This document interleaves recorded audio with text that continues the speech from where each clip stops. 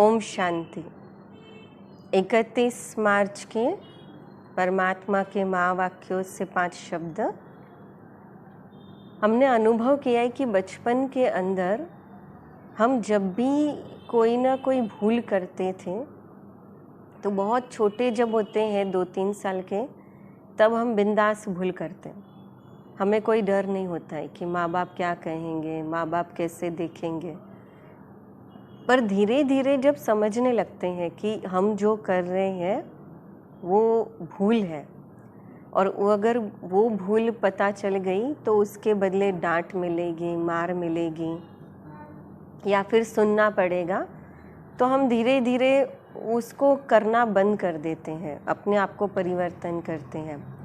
और जब धीरे धीरे बड़े होने लगते हैं तो कई बार ऐसा होता है कि हम भूले करते हैं, पर भूले करते करते अगर हम कभी छुपा देते हैं तो वही माता पिता से अगर सिर्फ डांट पड़ने वाली हो तो शायद थप्पड़ भी पड़ जाता है। पर उसी की जगह अगर भूल करने के बाद सामने से स्वीकार कर लेते हैं तो शायद थप्पड़ पड़ने वाला हो तो उसके बदले सिर्फ डांट मिल कर के छूट भी जाती हैं। और देखा जाता है कि अगर कोई बहुत बड़ी भूल हो जाती है जब बड़े होते हैं तो वो बड़ी भूल के सामने भले हम कितनी भी डांट हमको पड़ जाए, पर कहीं ना कहीं उस भूल के सामने खड़े रहने की हिम्मत, उसमें से बाहर आने की हिम्मत या सही राह पर चलने की हिम्मत वो हमारे लिए माता पिता ही देते हैं। हमारे लिए सबसे ज़्यादा लड़ने वाले, सपोर्ट देने वाले वो हमारे माता पिता ही होते हैं। कहने का भाव कि हमारे जीवन के अंदर भी परमात्मा का वही माता पिता का रोल अभी इस संगम युग पर चल रहा है, और इसीलिए ये जो परमात्मा का ज्ञान है, ये ज्ञान उस शिक्षाओं के रूप में है जहाँ हम बचपन के अंदर है, और इस बचपन में हमें परमात्मा सही क्या है और गलत क्या है ये हमें सिखाता है। और इसलिए आज का पहला शब्द है शुद्ध और अशुद्ध। आज परमात्मा कहता है हमारे ख्यालात बहुत शुद्ध होने चाहिए। पर कौन से ख्यालात को शुद्ध कहते हैं और कौन से ख्यालात को अशुद्ध कहते हैं, ये भी परमात्मा ने कहा। जो भी ख्यालात इस ज्ञान से जुड़े होते हैं, आत्मा से जुड़े होते हैं, वो शुद्ध ख्यालात हैं, क्योंकि आत्मा का शुद्ध स्वरूप है, वो आत्मिक स्वरूप है। और जो भी ख्यालात देह भान से जुड़े हैं वो अशुद्ध ख्यालात है। दूसरा शब्द जो आज का, सच्ची कमाई और झूठी कमाई। अर्थात सच्ची कमाई किसको कहेंगे और झूठी कमाई किसको कहें? तो सच्ची कमाई अर्थात ये आत्मा की कमाई, कि जो हम आत्माएं इस समय आत्मिक स्वरूप में आत्मा के ही सच्चे गुणों से कमाई करती हैं।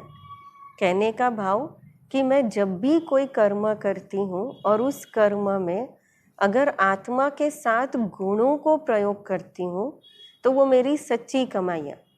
और वो सच्ची कमाई इसलिए कहते हैं क्योंकि ये अगर हम शरीर छोड़ भी दें तो ये आत्मा के साथ चलेगी।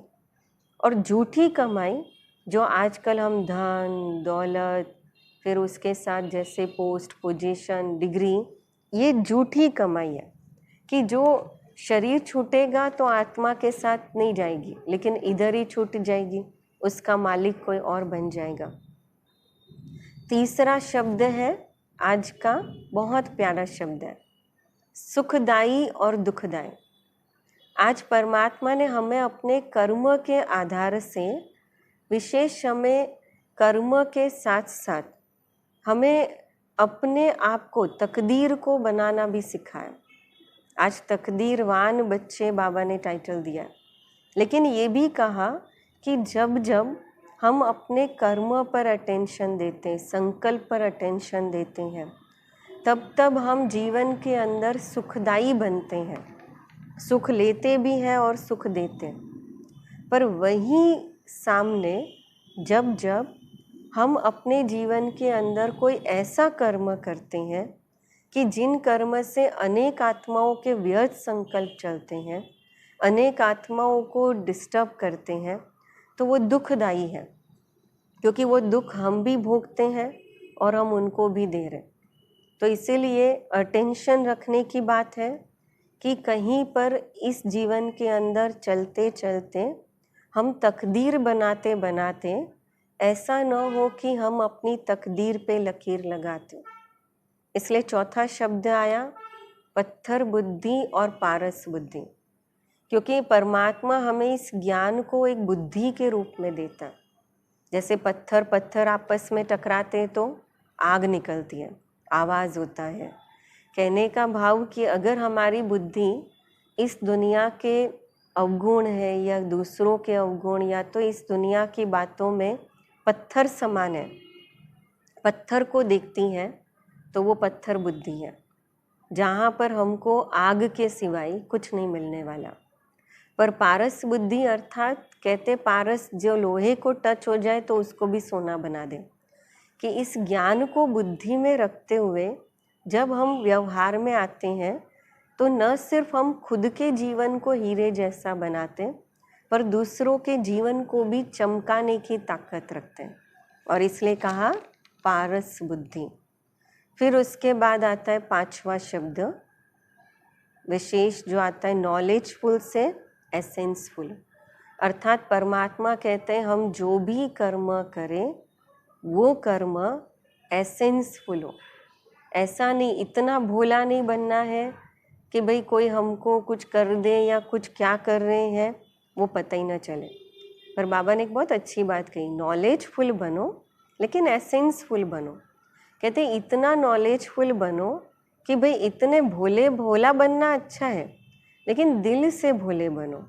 बातों में और कर्मों में भोले नहीं बनो कि भाई हम क्या कर रहे हैं, क्या जमा हो रहा है, उसका परिणाम क्या है, उसकी कमाई क्या है, वो हम समझ ही नहीं पाए।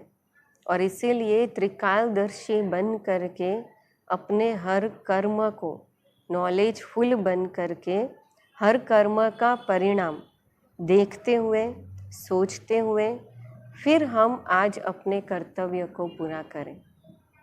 अच्छा, तो 5 शब्द हुए। सबसे पहला हुआ शुद्ध और अशुद्ध, दूसरा सच्ची कमाई झूठी कमाई, फिर उसके बाद तीसरा सुखदाई और दुखदाई, चौथा पत्थर बुद्धि पारस बुद्धि, और पांचवा नॉलेजफुल से एसेंसफुल। अच्छा, ओम शांति।